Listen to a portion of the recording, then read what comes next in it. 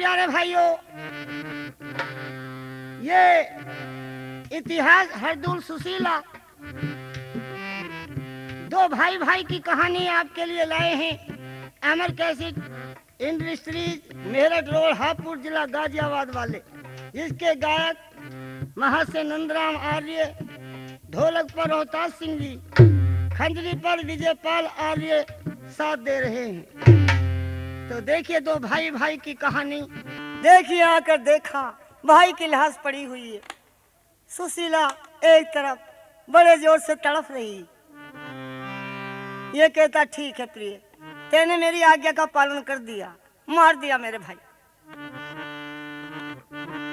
अब ये चंडाल सोचता है लाश यहां से कहीं रुपोश कर देनी चाहिए। संदूक काठ के में बंद कर ली, लाश को लेके चाल पड़ा।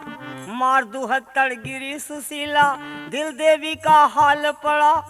हो गया घर का नाश, अचानक कैसा टूट बवाल पड़ा।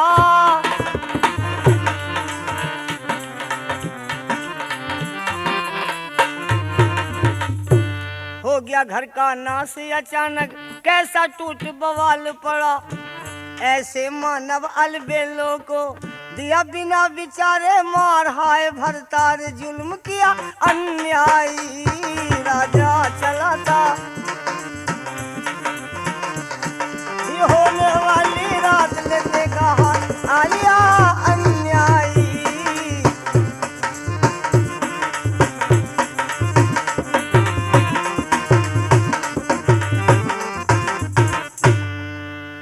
देखिए चल दिया काट के, संदूक में बंद करके लेकर भाई की लाश को ताला लगा करके कहीं दूर फेंक करके आऊंगा। सुशीला तो मूर्छित होकर धरती पर जा पड़ी, से तन बदन की कोई शुद्धि नहीं रही। और ये निकल गया काट के संदूक में बंद करके ले गया अपने भाई की लाश। बड़ी होशियारी से शहर छोड़ दिया। रात्रि का समय था, जंगल बियाबान में पहुंच गया लेकर। फेंक दिया संदूक नदी में, पल की देर लगाई ना, आंख में आंसू तक नहीं आए, समझ लिया तू भाई ना। चाले कर दिए चुगल खोर ने, दया तनक भी आई ना। मेरे चाले कर दिए चुगल खोर ने, दया तनक भी आई ना। उस पापी के बदफेलों को लिया दिल में सच्चा जान, किया नहीं ध्यान मिटा दिया है भाई। राजा चला था होने वाली रात लेते कहा आलिया अन्यायी।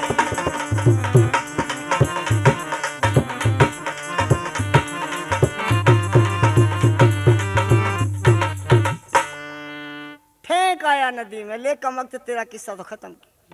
देखिए ये तो नदी में फेंक कर आ गया।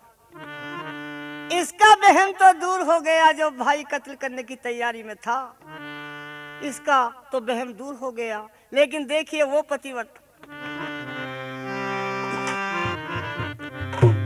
सुशीला बेचारी का तो बुरा हाल हो गया। निर्दोष बेटा संसार से चला गया, बेचारा क्या कसूर। ये तो पागल बन गई, खाना पीना कुछ अच्छा नहीं लग रहा। किसे खाना सुहा रहा, निर्दोष बेटा चला गया हाथ।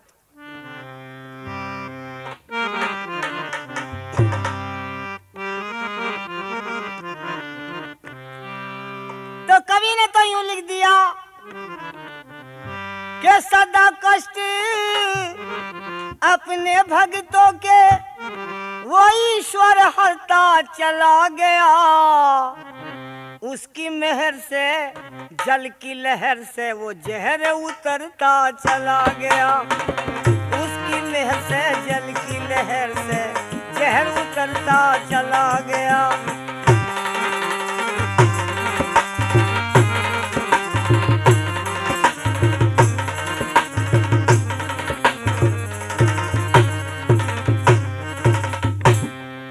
उसकी मेहर से जल की लहर से जहर उतरता चला गया। मारन वाला जग सारा हो, बचाने वाला वो एक बड़ा। हजार पापी के सन्मुख भी होता फिर भी नेक बड़ा। हजार पापी के सन्मुख भी होता फिर भी नेक बड़ा।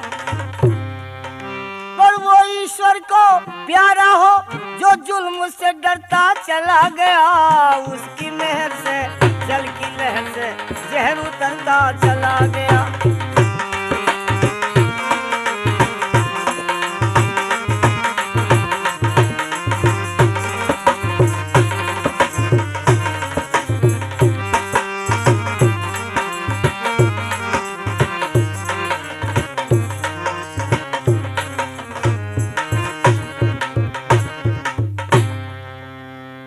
किस तरह से जहर उतरता चला गया। भाई का दुश्मन भाई बन गया, समय बड़ा हो भी कट गया। भैया को ये पता के भैया ले यमपुर का टिकट गया। करी ना परवाह मरने की हर दूल धर्म पर ही डट गया। बहता बहता रात रात में ये कुंदनपुर के निकट गया।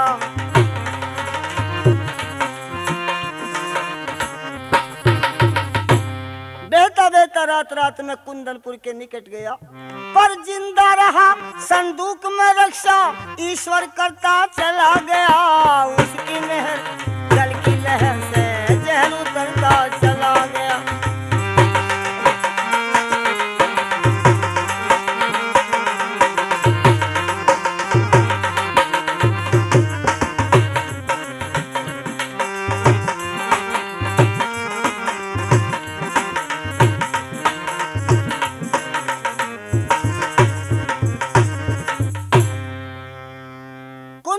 शहर के निकट आ लिया रात रात में बहता बहता।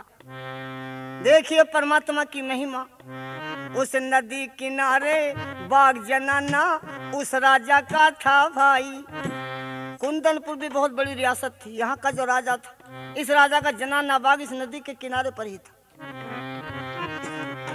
ये बाग जनाना था भाई। फिर भगवती को साथ लिए वहाँ राजकुमारी थी आई।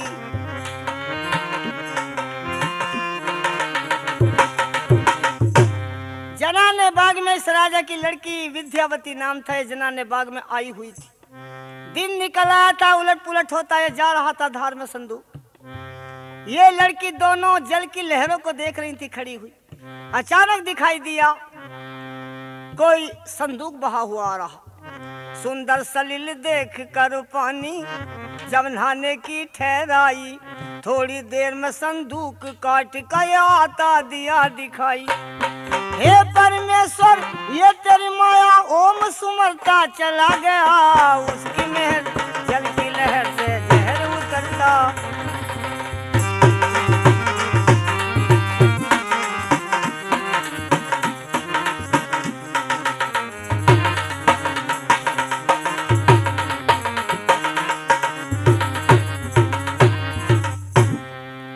तो देखिए इस तरह से किनारे पर खड़ी हो गई। सोचती है चीज क्या है इसमें, बहुत ठाड़ा कोई संदूक है। दोनों लगकर खड़ी हुई किसी तरह। जब पास को आया हिम्मत करके पकड़ लिया संदूक। जब खींचना शुरू किया उस बेचारे की लाश पड़ी हुई थी, वजन तो काफी था। धीरे धीरे खींच के किनारे पर रख दिया। एक बगीचा बना हुआ था, वहां तक खींच करके ले आई संदूक को। सोचती है देख तो लो इसमें सामान क्या। देखिए परमात्मा इसका रक्षाकारी होता है, उसका मिटाने वाला संसार में कोई नहीं हुआ कर। तो ये शैलेंद्र कुमार तिलक ऑडियो वीडियो देखिए, ये भी 101 रुपया अर्पण कर रहे हैं प्रोग्राम के लिए। खुश होकर के धन्यवाद।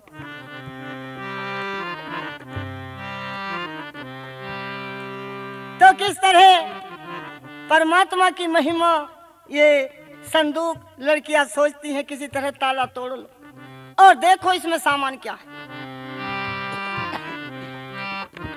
किसी तरह ताला तोड़ लिया। ताला तोड़कर जो उघाड़ा देखा, लाश पड़ी हुई। दोनों डर कर दूर गई संदूक से। हाय परमात्मा ये क्या बात, हम तो ये समझती थी पता नहीं और कुछ सामान होगा, ये तो लाश निकली। एक बोली कि बहन डर क्यों गई? अरे मरा हुआ नहीं तो जिंदा मालूम पड़ता, श्वास तो चल रहा इसका। जब श्वास चलता देखा, पास में आ गई। दोनों ने संदूक से बाहर कर ली। संदूक से बाहर कर लिया। कितना सुंदर लड़का है। इस बेचारे के साथ में जुल्म किया किसने? किसने जुल्म किया?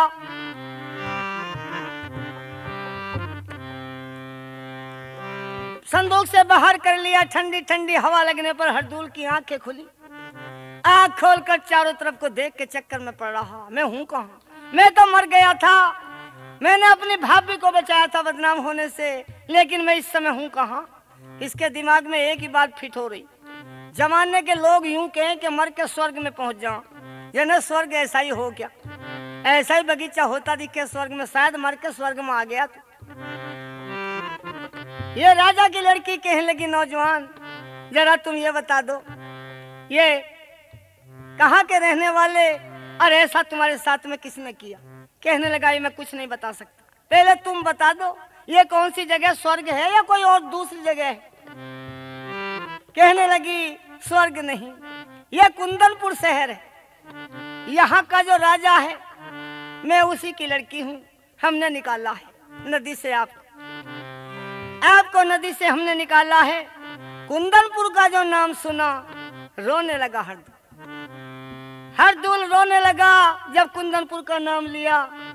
परमात्मा तूने मेरे साथ में अच्छा नहीं किया, जब मैं मर गया था तो फिर तूने मुझे बचाई क्यों लिया, और अगर मुझे बचाना भी था तो फिर यहाँ क्यों ले आए?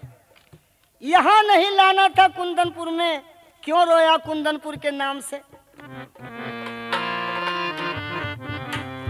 देखिए, परमात्मा जिसका रक्षाकारी होता है उसे संसार में मिटाने वाला कोई नहीं होता।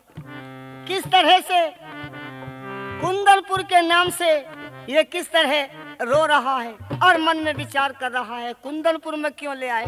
जब मैं मर गया था तो मुझे मर जान देते, अगर जिलाना था तो यहाँ नहीं लाना था। आज किस दशा में आया मैं कुंदनपुर में, तो किस तरह से। तो देखिए प्रोग्राम आगे ये हरदूल सुशीला जो है यहीं पर समाप्त होता है आगे। और ये प्रोग्राम मेरी आवाज की असली कैसेट आपको केवल ये अमर कैसेट में ही मिल सकती हैं।